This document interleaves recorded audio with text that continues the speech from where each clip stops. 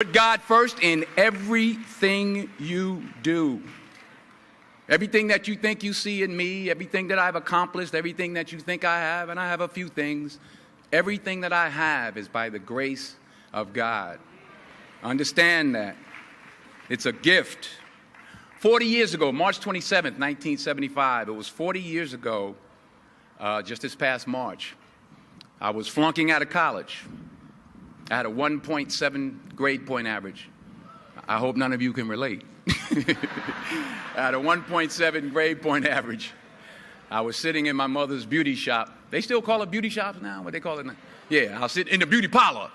I was sitting in my mother's beauty parlor, and I'm looking in the mirror, and I see behind me this woman under the dryer. And every time she looked up, every time I looked up, she was looking at me, just looking me in the eye. And I didn't know who she was, and I said, she said, somebody give me a pen, give me a pencil. I have a prophecy. March 27, 1975, she said, boy, you are going to travel the world and speak to millions of people. Now, mind you, I was flunked out of college. I'm thinking about joining the army. I didn't know what I was going to do, and she's telling me I'm going to travel the world and speak to millions of people. Well, I have traveled the world, and I have spoke to millions of people.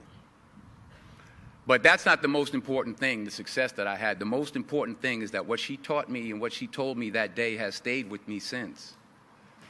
I've been protected. I've been directed. I've been corrected.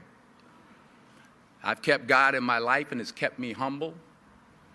I didn't always stick with him, but he always stuck with me. So stick with him in everything you do. If you think you want to do what you think I've done, then do what I've done and stick with God. Number 2, fail big. That's right. Fail big. Today is the beginning of the rest of your life, and it can be very frightening. It's a new world out there. It's a mean world out there, and you only live once. So do what you feel passionate about. Take chances professionally. Don't be afraid to fail. There's an old IQ test, was 9 dots, and you had to draw 5 lines with a pencil within these 9 dots without lifting the pencil. The only way to do it was to go outside the box. So don't be afraid to go outside the box. Don't be afraid to think outside the box. Don't be afraid to fail big, to dream big. But remember, dreams without goals are just dreams, and they ultimately fuel disappointment. So have dreams, but have goals. Life goals, yearly goals, monthly goals, daily goals. I try to give myself a goal every day. Sometimes it's just to not curse somebody out. Simple goals, but have goals. And understand that to achieve these goals, you must apply discipline and consistency. In order to achieve your goals, you must apply discipline, which you have already done, and consistency every day, not just on Tuesday and miss a few days. You have to work at it every day. You have to plan every day. You've heard the saying, we don't plan to fail, we fail to plan. Hard work works. Working really hard is what successful people do. And in this text, tweet, twerk world that you've grown up in, remember, just because you're doing a lot more doesn't mean you're getting a lot more done. Remember that. Just because you're doing a lot more doesn't mean you're getting a lot more done. Don't confuse movement with progress. My mother told me, she said, yeah, because you can run in place all the time and never get anywhere. So continue to strive, continue to have goals, continue to progress. Number 3, You'll never see a U-Haul behind a hearse. I'll say it again.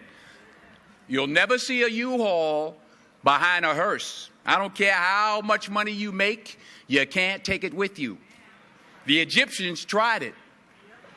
They got robbed. That's all they got. You can't take it with you. And it's not how much you have. It's what you do with what you have. We all have different talents. Some of you will be doctors, some lawyers, some scientists, some educators, some nurses, some teachers. Yeah, okay.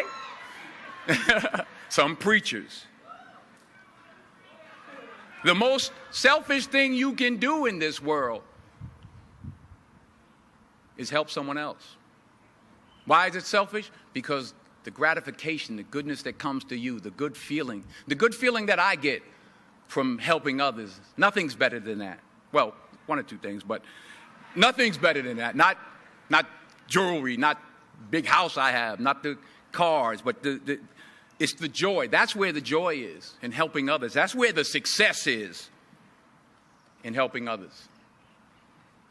Finally, I pray that you put your slippers way under the bed tonight, so that when you wake up in the morning, you have to get on your knees to reach them. And while you're down there, say thank you for grace. Thank you for mercy. Thank you for understanding. Thank you for wisdom. Thank you for parents. Thank you for love. Thank you for kindness. Thank you for humility. Thank you for peace. Thank you for prosperity. Say thank you in advance for what's already yours. That's how I live my life. That's why I am, one of the reasons why I am today. Say thank you in advance for what is already yours. True desire in the heart for anything good is God's proof to you, sent beforehand to indicate that it's yours already. I'll say it again. True desire in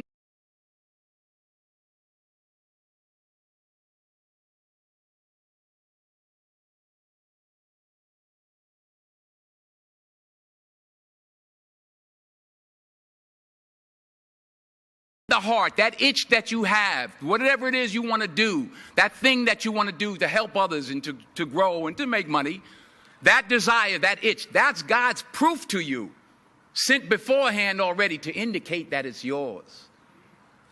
And anything you want good, you can have. So claim it. Work hard to get it. When you get it, reach back. Pull someone else up. Each one, teach one. Don't just aspire to make a living. Aspire to make a difference.